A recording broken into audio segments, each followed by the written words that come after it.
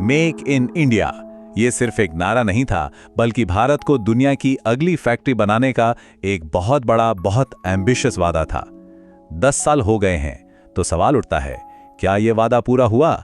चलिए आज इसके रिपोर्ट कार्ड पर एक गहरी नजर डालते हैं। सब कुछ इसी जोशीले आह्वान के साथ शुरू हुआ था।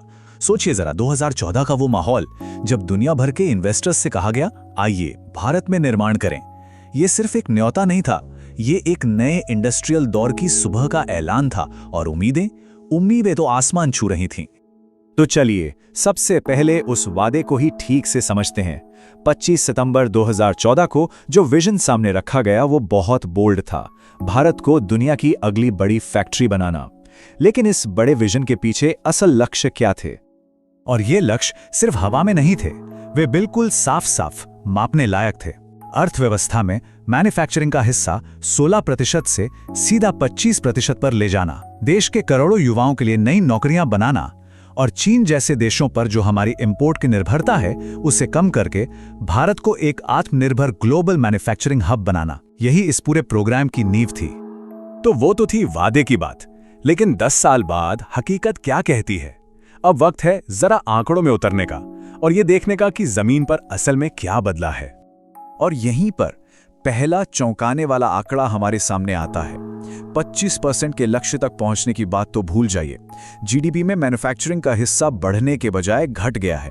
2014 के 16% से गिरकर आज ये करीब 13% पर आ गया है। ये लक्ष्य से सिर्फ चूकना नहीं है, ये तो उल्टी दिशा में जाना है। अब जाहिर है, जब लक्ष्य पूरे नहीं होते तो डेडलाइन बदल जाती हैं। 2022 का जो टारगेट था उसे पहले 2025 तक बढ़ाया गया, और अब सूत्रों के मुताबिक एक नया और थोड़ा कम एम्बिशियस लक्ष्य रखा गया है, 2047 तक 23% तक पहुंचने का।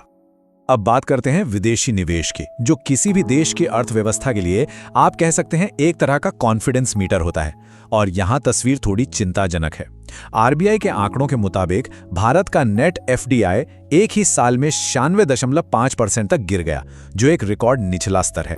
यह सिर्फ एक नंबर नहीं है, यह दिखाता है कि शायद ग्लोबल इन्वेस्टर्स अब भारत को उतना आकर्षक नहीं मान रहे हैं। और जब बात आती है नौकरियों की, जो इस पूरी पहल का सबसे बड़ा, सबसे अहम वादा था, तो कहानी कुछ वैसी ही है। करोड़ों नई नौकरियां पैदा करने के बजाय कुल वर्कफोर्स में मैन्युफैक्चरिंग का हिस्सा असल में कम हो गया है। ये 11.6% से गिरकर 10.6% पर आ गया है। और याद है वो लक्ष्य कि हमें इंपोर्ट्स पर अपनी निर्भरता कम करनी है? हकीकत ठीक इसके उलट हुई है। चीन के साथ हमारा व्यापार घाटा, मतलब हम जितना बेचते हैं उससे कहीं ज्यादा खरीदते हैं, वो कम होने की जगह दोगुना हो गया है, करीब $50 बिलियन से बढ़कर $100 बिलियन। तो सवाल ये उठता है कि आखिर ऐसा हुआ क्यों? इतने बड़े वादे और आज की हकीकत में इतना बड़ा फासला क्यों है? जो सोर्स मटेरियल है वो हमें कुछ अहम सुराग देता है। चलिए एक एक करके उन्हें देखते हैं। देखिए, कहानी की शुरुआत तो असल में काफी अच्छी हुई थी।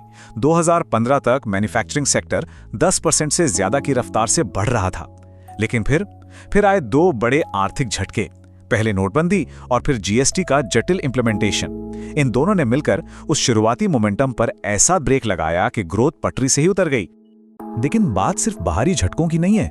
सोर्स मटेरियल ये बताता है कि पॉलिसी के डिजाइन में ही कुछ बुनियादी कमियां थी, जैसे कि विदेशी कैपिटल पर बहुत ज्यादा निर्भर हो जाना, एक कार्यान्वयन की कमी दिखना, मतलब घोषणाएं तो बड़ी बड़ी हुई पर जमीन पर काम उस हिसाब से नहीं हुआ।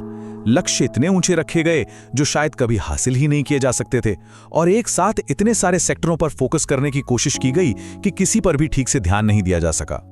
लेकिन क्या इसका मतलब यह है कि सब कुछ बेकार गया, कि यह पहल पूरी तरह से फेल हो गई? नहीं, ऐसा भी नहीं है।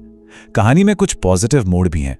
कुछ ऐसे सेक्टर्स हैं जहां वाकई में उम्मीद की किरणें दिखाई देती हैं। और इस तरक्की के पीछे एक बहुत बड़ा हाथ है पीएलआई यानी प्रोडक्शन लिंक्ड इंसेंटिव स्कीम का।